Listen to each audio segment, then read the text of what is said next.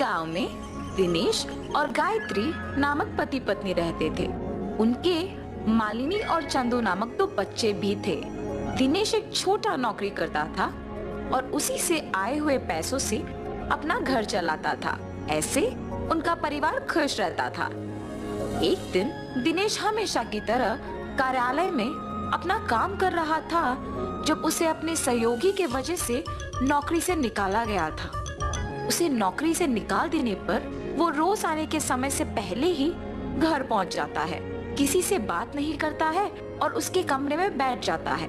उसे ऐसे देख उसकी पत्नी उसके पास जाके पूछती है, क्या हुआ जी, आप ऐसे क्यों हैं?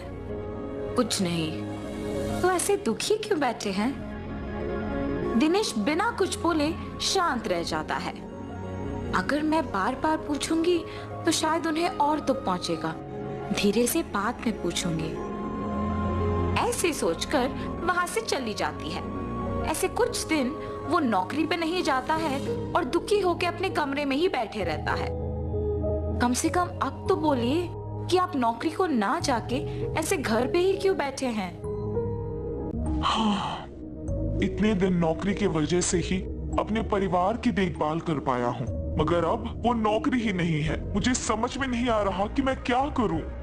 ऐसे बहुत दिन तक अपने पति को किसी से बात किए बिना दुखी रहते देख नहीं पाती है।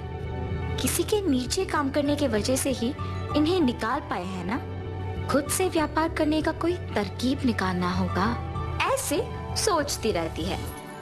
हाँ, ये तो एक अच्छा तरकीब है, ऐसे ही करना भला है। ऐसे एक योजना सोच के अपने पति को बताने जाती है। सुनिए, अब आपको ऐसे दुखी रहने की कोई जरूरत नहीं है। सब कहते हैं ना कि मैं रसगुल्ला बहुत अच्छा बनाती हूँ, तो इसीलिए मैं आज से रसगुल्ला बना के आपको दूंगी और आप जाके उसे बेचिए। आपको अब से नौकरी के बारे में सोचने की कोई जरूरत नहीं है। अरे वाह, ये तो बहुत ही अच्छा योजना है। पति पत्नी दोनों उनकी योजना के अनुसार करते हैं। गायत्री रसगुल्ले बनाती है और दिनेश उन्हें बेचने जाता है। व्यापार अच्छा चलने पर और बहुत पैसे आने पर दिनेश बैठ के सारे पैसों का गिनती करते रहता है। पैसे तो बहुत आ रहे हैं। अब से मुझे हर रोज जाके रसगुल्लों को बेचने की कष्ट लेने की कोई जरूरत नहीं है। हफ्ते में एक भी बार जाके बेचूं तो बस है। आए हुए पैसों से खुश रह सकते हैं। ऐसे सोचकर अगले दिन जब उसकी पत्नी रसगुल्ले तैयार करके रखती है तो वो अखबार पढ़ते रहता है। मैंने रसगुल्लों को बहुत पहले तैयार कर दिया है जी, अब तक आप नहीं गए।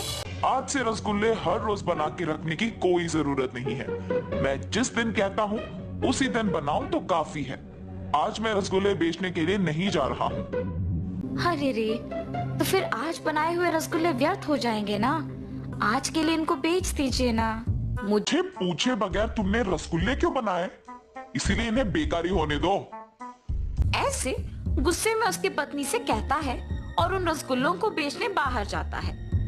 तब से उसके विचार के अनुसार ही तभी रसगुल्ले बनवा के बेचने जाता है जब उसे पैसों की जरूरत होती है। एक दिन गायत्री के पास एक आदमी आता है।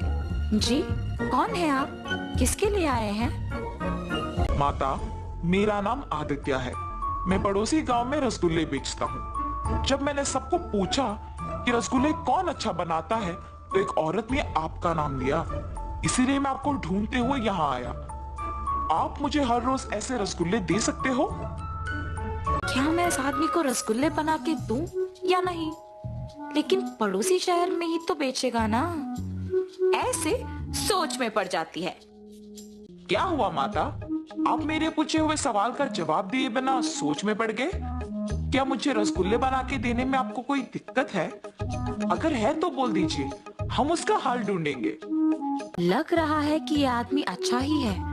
अगर मैं इनको मेरे पति के बारे में बताऊंगी तो शायद हम दोनों मिलकर उनमें बदलाव ला सकेंगे। आप किस बारे में इतना सोच रही हैं? मेरे पति भी आप ही की तरह इस शहर में रसगुल्ले बेचते हैं। ऐसे उसको उसके पति के बारे में बताती है और आदित्य सोच में पड़ जाता है। माता, आपके पति को बदलने के लिए मेरे पास एक तरकीब है। मैं निश्चित रूप से उनमें बदलाव लाऊंगा। आप बस मुझ पे भरोसा रखें, रसगुल्ले बना के दे दीजिए। ऐसे वो रसगुल्ले लेकर उसी गांव में दुकान लगा के बेचने लगता है। इतने में पैसों की जरूरत होने पर दिनेश उसके पत्नी से रसगुल्ले बनवा के बेचने गांव में जाता है। सारा गांव घूमने पर भी कोई उससे रसगुल्ले नहीं खरीदता है और उल्टा उससे किसी और के रसगुल्ले के दुकान के बारे में गांव वाले बताते हैं। इससे वो घर वापस दुखी लौट आता है। क्या हुआ जी, आप दुखी क्यों हो? कोई इसी गांव में रसगुल्लों का दुकान लगा के बेच रहा है। गांव वाले उसी से खरीद रहे हैं क्योंकि वो बहुत स्वादिष्ट है। ये सब मेरे ही वजह से हुआ है। अगर मैं हर रोज रसगुल्ले बेचने जाता तो ये दिक्कत नहीं आती। पैसों की कमी ना होने पर मैंने हर रोज जाना बंद कर दिया और कभी कभी ही बेचने जाता हूँ। इसी समय में किसी और ने मौका देखा और हर रोज रसगुल्ले बेचने लग गया। ऐसे कह के तब से हर रोज गांव में जाके रसगुल्ले बेचने लग जाता है। हमेशा की तरह सभी दिनेश के पास नहीं आए, पर भी व्यापार उसका ठीक ही चल रहा था। आदित्य जब गायत्री के बनाए हुए रसगुल्लों को लेने आया था तो वो गायत्री को दुखी देखता है। अरे क्या हुआ माता, ऐसे दुखी क्यों हैं आप? कुछ नहीं जी, मेरे पति के बारे में मैंने तो बताया ना आपको। वो आजकल सुधर गए हैं और हर रोज रसगुल्ले बेचने गांव जा रहे हैं। मगर किसी और ने हमारे ही गांव में रसगुल्लों का दुकान लगाया और इसकी वजह से उनका व्यापार पहले जैसे अच्छा नहीं चल रहा और वो दुखी हैं। माता, आपको याद है मैंने कहा था कि आपके पति में मैं बदलाव लाऊंगा? उस नए दुकान को मैंने ही लगाया। ये सब मैंने आपके पति को बदलने के लिए ही किया। अब जब वो सुधर गए, मैं वापस अपने गांव जाके हमेशा की तरह अपना दुकान चलाऊंगा। आप अब इसके बारे में मत सोचिए। ये कह के उससे रसगुल्ले लेके उस गांव में से दुकान निकाल के अपने गांव में लगाता है। तब से दिनेश के रसगुल्लों का दुकान हमेशा की तरह भीड़ से भरी रहती थी, क्योंकि सारे गांव वाले उसी के पास आने लगे। वो तो मेरी किस्मत है कि उस आदमी ने उसका दुकान निकाल दिया, वरना बहुत मुश्किल हो जाता था। अब से मैं किसी और को ऐसे मौका नहीं दूंगा और हर रोज रसगुल्ले बेचने आऊं।